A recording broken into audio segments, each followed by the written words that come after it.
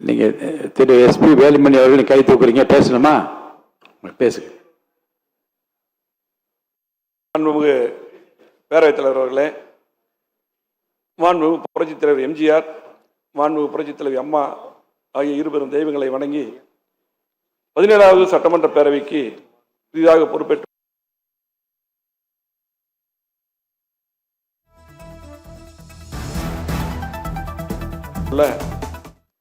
மாண்புமிகு முதலமைச்சர் அவர்களுக்கும் இருந்து சிறப்பான முறையில் பணியாற்றியவர்.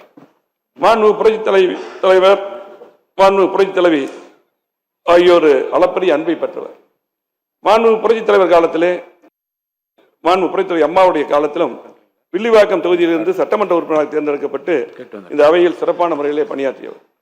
அஇஅதிமுக பல்வேறு பொறுப்புகளில் சிறப்பான முறையில் பணியாற்றியவர். தற்போது 1000 விளக்கு தொகுதியிலே போட்டியிட்டு வெற்றி பெற்று 14வது சட்டமன்ற பேரவையில் நீங்கள் தலைவராக தேர்ந்தெடுக்கப்பட்ட நீங்கள் பழகுவதற்கு இனிமையானவர், பண்பாளர், எளிமையானவர். இந்த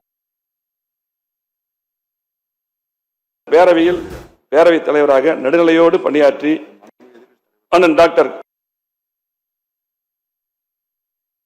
காளிமுத்து, அண்ணன் நம்முடைய ஜெயக்குமார், அதே போல மாண்புமிகு ப. தனபால் ஆகியோர் வரிசையில் நீங்கள் இடம்பெற வேண்டும். அதே போல இந்த அவையின் மரபும் மாட்சியும் மதிப்பும் காக்கப்பட வேண்டும். நீங்கள் நடுநிலையா நழுவா நாயகராக விளங்க வேண்டும் என்று கூறி இந்த அவையை தாங்கள் சிறப்புற வழிநடத்த வேண்டும். அதே போல பேரவை துணைத் தலைவராக தேர்ந்தெடுக்கக்கூடிய துறையூர் தொகுதி சட்டமன்ற உறுப்பினர் திரு மு.